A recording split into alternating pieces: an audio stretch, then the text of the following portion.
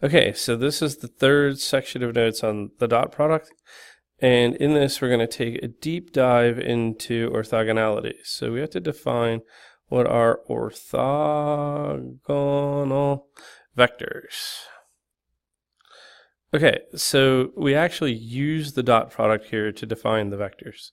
So if I have A and B are elements of R3, it can actually be just any Rn. And if their dot product is 0, then we say A and B are orthogonal vectors.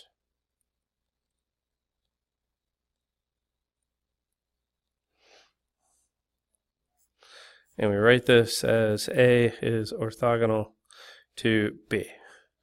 Okay, so note, if A dot B is equal to 0, this implies that the cosine of theta is also equal to 0, which is going to imply that theta is 90 degrees, which lines up with our expectation of orthogonal being somehow related to perpendicular.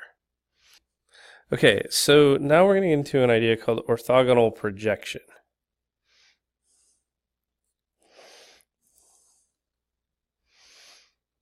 So without loss of generality, I'm going to draw this in 2-space, but I want you to consider two vectors that are in different directions that share a common endpoint. And we're going to call this vector A, and we're going to call this vector B, and we're going to drop a perpendicular line, perpendicular segment down this way. Okay, and what we want to know is what is this vector? This one here.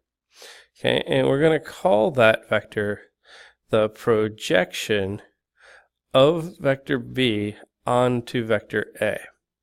So this reads as the projection of vector B onto vector A. And it's that vector right there. That's the one we care about.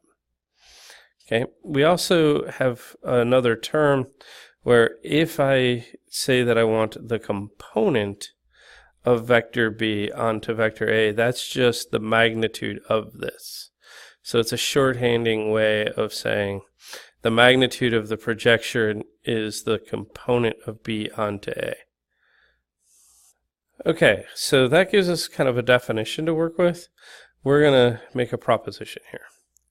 Our proposition is going to state that the component of B onto A is going to be A dot B over the magnitude of A.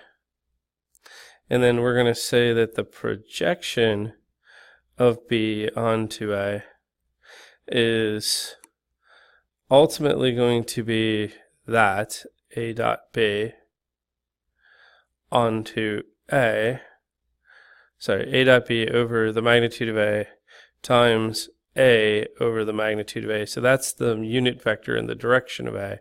So if this is the magnitude and that's the direction, then this should be the projection. That makes sense. So kind of helping this along and combining this a bit, we tend to write it as A dot B over magnitude of A squared times vector A. So this is going to be the vector, that's going to be the magnitude, and if I take the magnitude times the unit vector in the correct direction, this relationship should hold. Okay, so the question is how do I prove this? Alright, so for the proof, we're going to consider the same diagram we were holding before. We're going to have this be vector B. This is going to be vector A. We're going to make the projection downward, and we're going to call that theta. Okay, so this here is our projection, right? So this is the projection of B onto A is that vector right there. Okay, so from trig,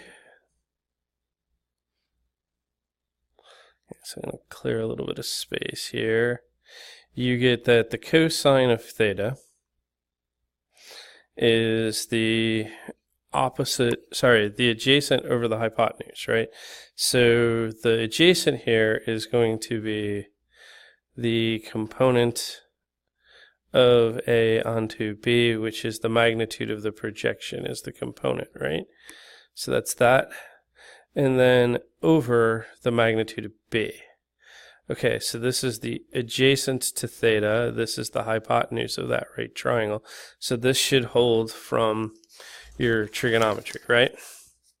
Okay, so kind of reworking that a bit, that gets me that the component of B onto A has to be the magnitude of B times the cosine of theta. That's just a little algebra, right? Okay, so this brings me to a note. And if we recall, we had the law of cosine saying that A dot B is magnitude of A times the magnitude of B times the cosine of theta. Okay, so this and this are the same, so we can say that A dot B is equal to the magnitude of A times the component of B onto A. Okay, so this implies, if I rewrite this, that the component of B onto A is equal to A dot B over magnitude of A, which is one of the two things that I wanted to prove. So I've got that part. All right, so note, again,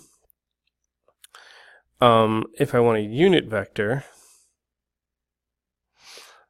right, in the direction of A, that is A over magnitude of A, right? So this is that. So this should imply that the projection of B onto A should be its magnitude, A dot B over magnitude of A times its unit vector. A, or the unit vector in the direction of A. Okay, so that gets me there. A little simplifying gets me A dot B over magnitude of A squared times A, and that's the other thing I need to prove. So that's end of proof right there.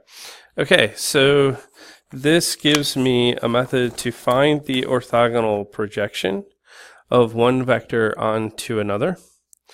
And I can do it without knowing the angle, anything like that. I just have to take a dot product, a magnitude, and then multiply it by the vector. So that's a pretty simple thing. All right, there we go.